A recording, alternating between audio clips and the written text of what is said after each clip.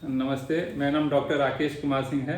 मैं मानस psychiatry clinic का honour हूँ और मेरा क्लिनिक का एक ब्रांच आपका राजा बाज़ार पटना में पिलर नंबर 65 के सामने पाल मार्केट सेकंड फ्लोर में है। दूसरा गोला रोड में एक्सप्रेशन एक्सोटिका में है।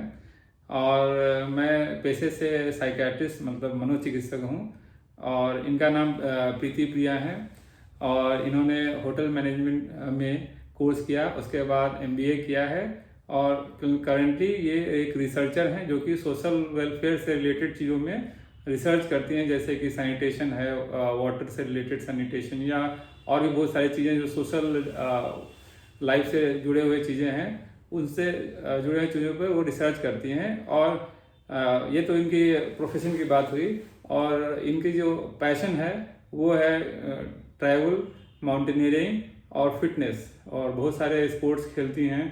और साल में तकरीबन मान के चलिए कि 12 महीनों में 6 महीने she is out for mountaineering, travelling, tourism. But ये ऐसा नहीं है कि जस्ट साइट सीइंग के लिए जाती हैं, उस जगह को एक्सप्लोर करती हैं। पहाड़ों पर बहुत किलोमीटर एंड किलोमीटर, तकरीबन 30-40 kilometre she walks and up to I think on one track she has gone for 100 kilometre barefoot and she stays in the camp and all those things। तो आज चूँकि मैं एक मनोचिकित्सक हूँ और ये by passion she is a traveller and she is a mountaineer and she is a fitness freak. So मैं जानना चाहूँगा कि आप जो चीज़ फॉलो करते हैं इतने पैशन के साथ, उससे व्यक्ति के मानसिक स्वास्थ्य में कितना फ़ायदा होता है और इससे क्या क्या चीज़ें हैं जो कि शरीर के लिए, मन के लिए और इस मनुष्य के जीवन के लिए लाभप्रद हैं। Thank you so much sir for इतना अच्छा इंट्रोडक्शन, मेरे प्रोफेशन और मेरे पैशन के बारे में जो इन्होंने बताया।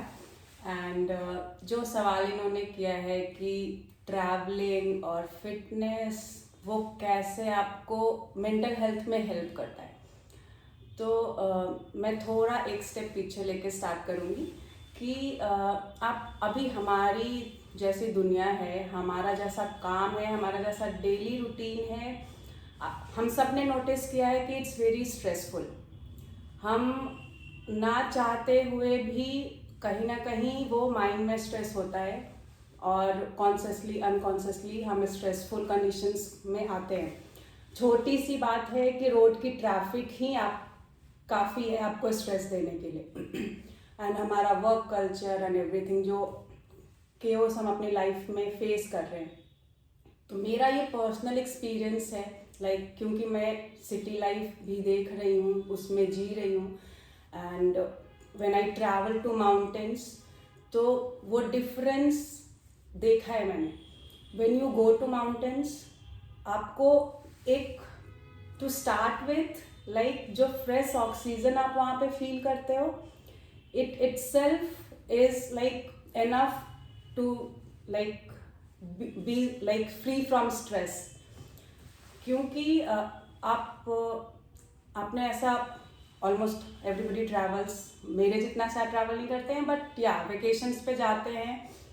एक हम जब वेकेशन पे जाते हैं you have a different mindset, तो उसके एक तो सबसे बड़ी फ़ायदा यही है कि वहाँ पे यू गेट अच्छा weather and the second is कि आप जो अपना डेली रूटीन का केओस छोड़ के जाते हो, दैट इज़ मच नीडेड।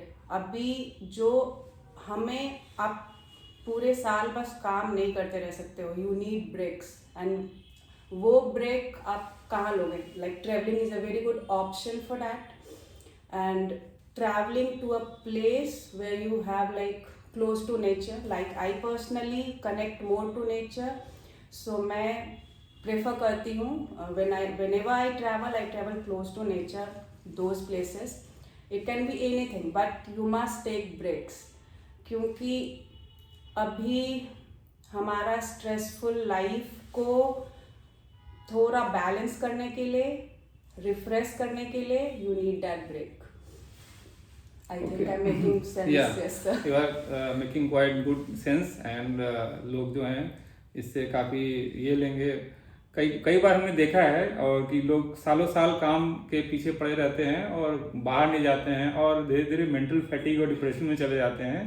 और जब हम हिस्ट्री लेते हैं तो पता चलता है कि वो बहुत दिनों से बाहर नहीं गए हैं, बहुत दिनों से नेचर से रूबरू नहीं हुए हैं और धीरे धीरे काम की व्यस्तता या बहुत सारे स्ट्रेस, फैमिली स्ट्रेस से जूझते हुए डिप्रेशन में चले गए हैं।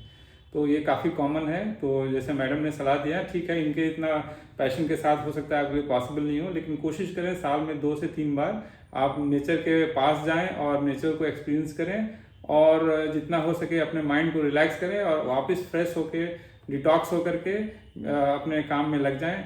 नेचर से बढ़िया डिटॉक्स एजेंट कुछ नहीं होता है। आप नेचर के गोद में कम से कम 4 दिन 6 दिन अटे स्ट्रेच गुजारें तो आपको समझ में आएगा, खासकर पहाड़ों में, नदियों के किनारे या बीचेस पे या कोई भी नेचुरल जगह है जहाँ स्नोफॉल होता है या जहाँ भी कुछ ऐसा।